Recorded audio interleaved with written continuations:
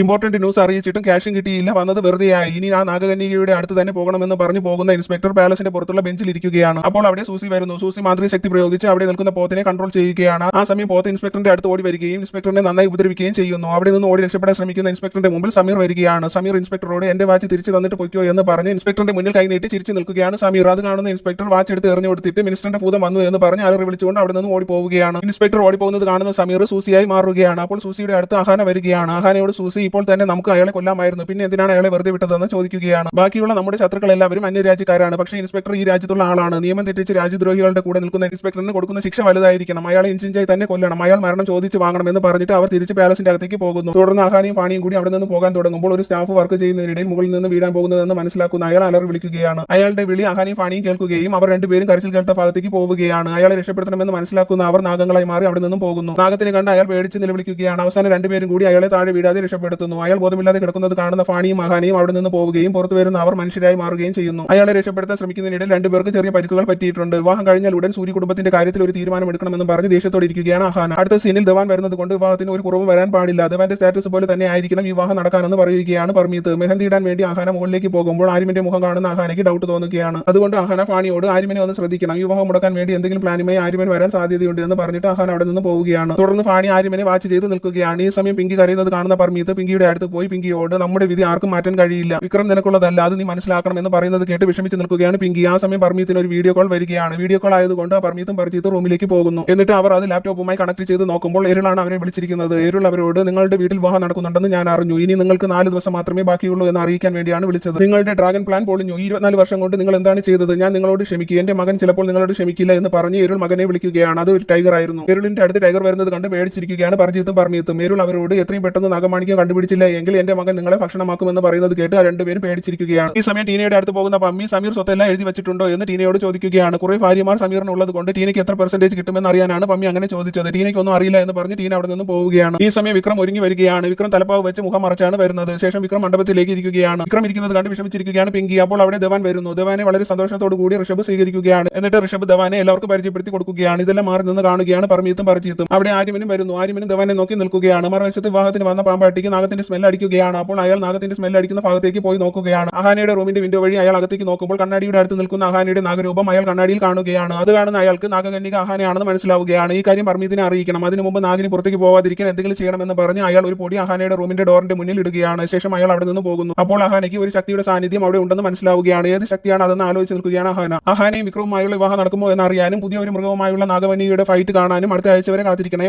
ഈ എപ്പിസോഡിന്റെ full video ചാനലിൽ upload ചെയ്തിട്ടുണ്ട്.